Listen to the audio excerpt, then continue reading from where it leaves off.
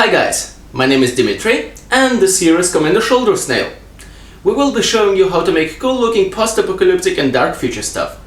In this episode, how to make your outfit look permanently worn, torn, ragged and dirty by applying a fun and simple to use technique.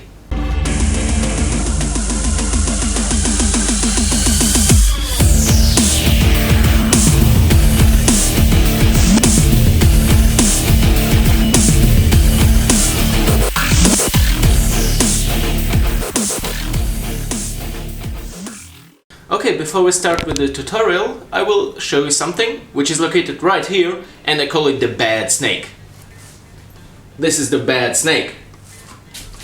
This is what it looks like. And you guessed where it goes.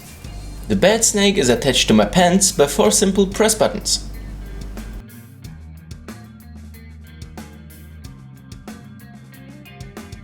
In order to attract females at night, and of course to direct the attention away from the fact that my penis is actually really short, it has lights.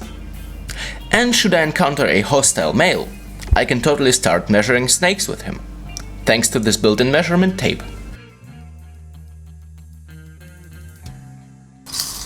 This particular snake is 20 centimeters long.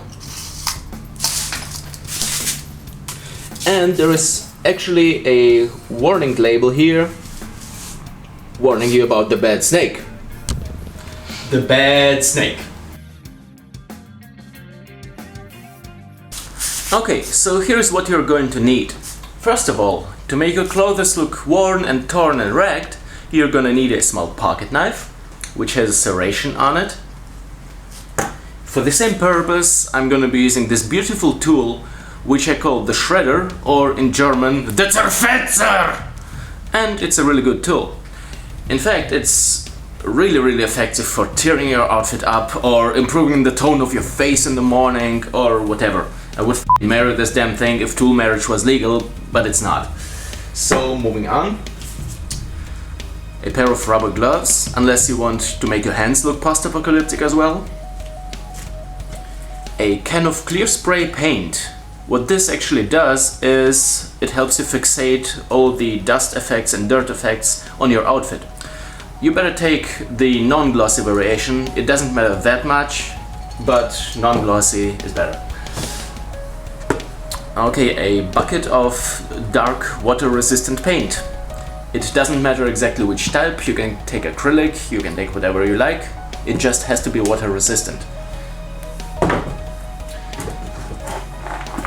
Here is a bucket full of beautiful, wastelandish looking, brownish, sandy dirt and dust. Now the thing about this, it doesn't have to be construction site dirt or any other specific type of dirt and dust. It just has to be a dusty, fine substance, and it has to be dry. That's how it sticks to stuff. Same goes for this stuff right here. It's plaster.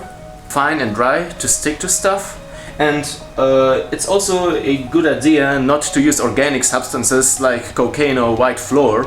I used to use white flour, and then the outfit started, to mold. It was really bad, so white flour, not even once. Alright? Okay, let's apply all this beautiful stuff to the outfit. Okay. What you see me wearing right now is the main part of an outfit which I didn't yet quite finish. And here are some photos of it in action, in its yet unfinished state. The reason I'm showing this to you is because I haven't applied a dirt effect to it yet, but I have already applied the shredding technique to it. You see, it's torn apart, it's ragged. If you check out the sleeve, or pretty much any other part, it looks like a horde of wild badgers had a go at it.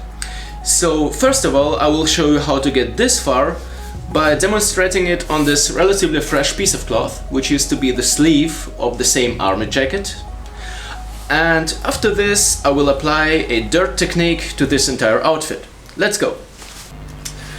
Okay, now this is actually really easy. You just take a knife, you take its serration, and you have a go at it, like this. And by using this knife, I'm able to add some really fine detail like this. It's, you know, really fine. I could actually leave it at that, or, you know, it's really good for adding detail to an edge, stuff like this. Let's take this part, not modified yet, and I have to put it here. A good method is you actually hold your knife still and you pull the cloth through, like this. It sometimes works better. And here we go. Now it's torn really fast. So, but how do you achieve a large surface effect which looks like it's been really f***ed up much? Let's take this part and let's take the shredder tool and have a go at it.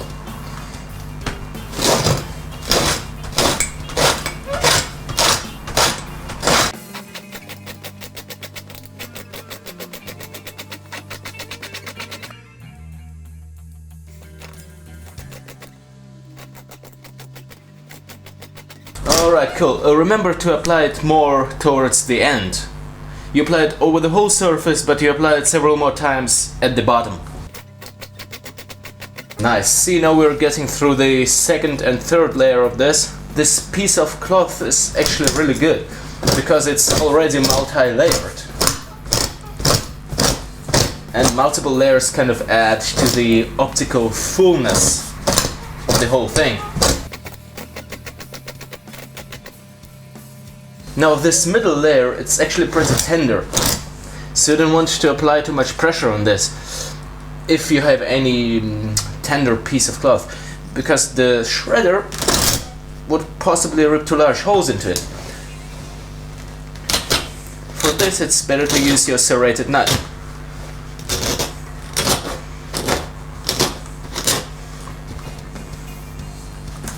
Okay, and let's have a go at this final layer. This artificial fur layer.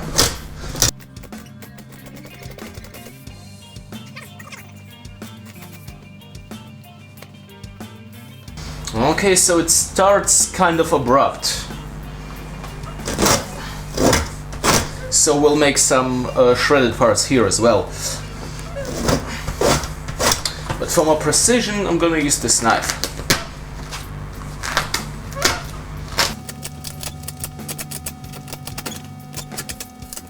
You see, I'm using both movements. I go with the serration like this, 90 degrees, as well as using it as it's intended to be used. It really depends on what kind of a effect you want to achieve. If you use it like this, you will rip a smaller hole into that. See?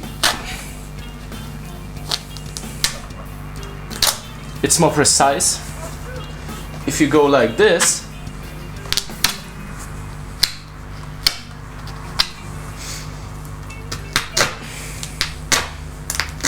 then it's more large surface and random.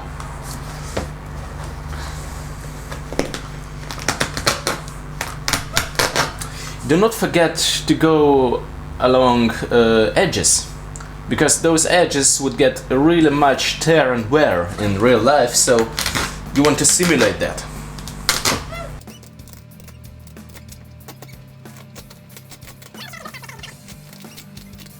It's really important to stop at the right time, because otherwise you will be not adding to the effect.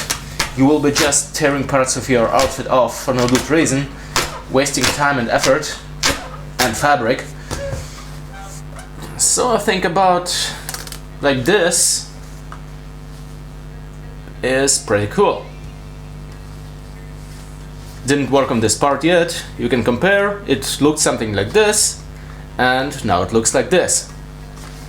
This part maybe has not enough rags yet.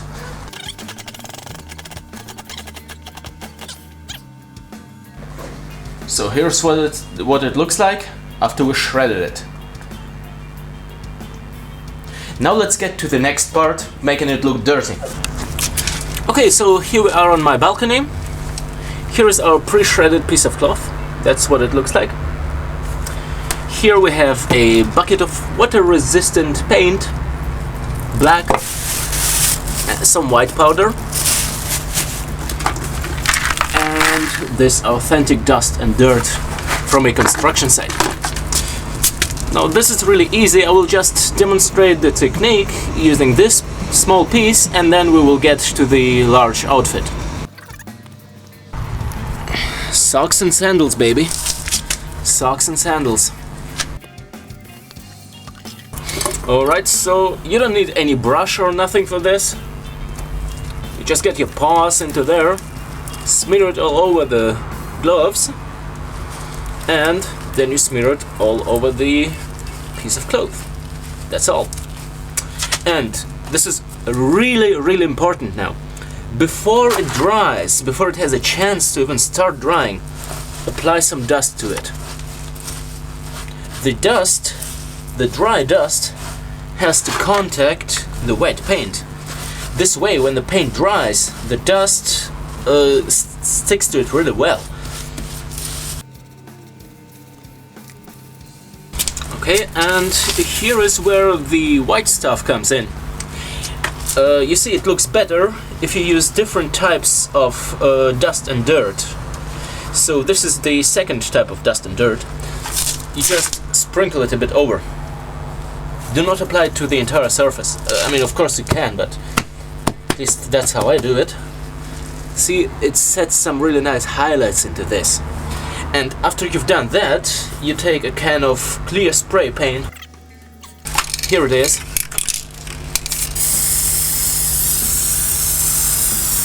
And you spray it all over. And after this, you reapply some dust again.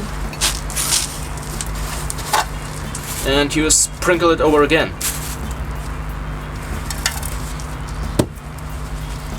Depending on if you want to have the sprinkles sharp or more blurry, you can slap it a few times. What this does is basically blur them. And you can repeat actually the entire process a few times if you want.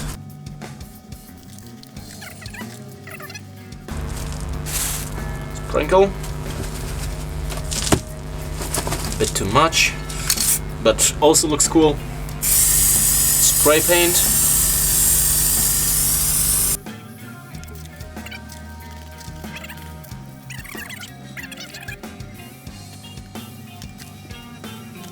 Okay, I think I'm gonna leave it at this.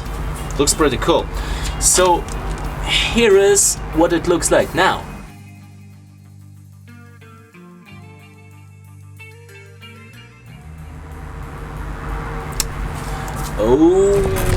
Okay, alright, and now the fun part, the big outfit. Let's do this.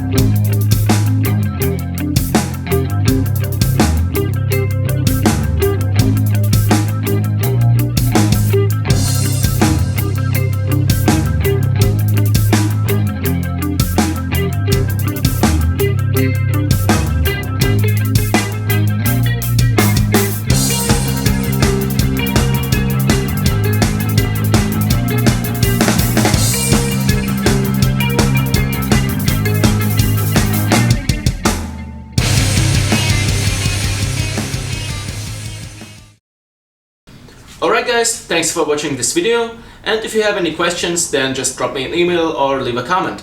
If you like this video then like, comment, subscribe, and you actually can subscribe by clicking on my bad snake right now. Click it. What you gonna do? What you gonna do? Bad snake. Sound check. Ooh, ooh, ah, ooh, la la la la la. Is good? Ooh, ooh. Ooh, ooh.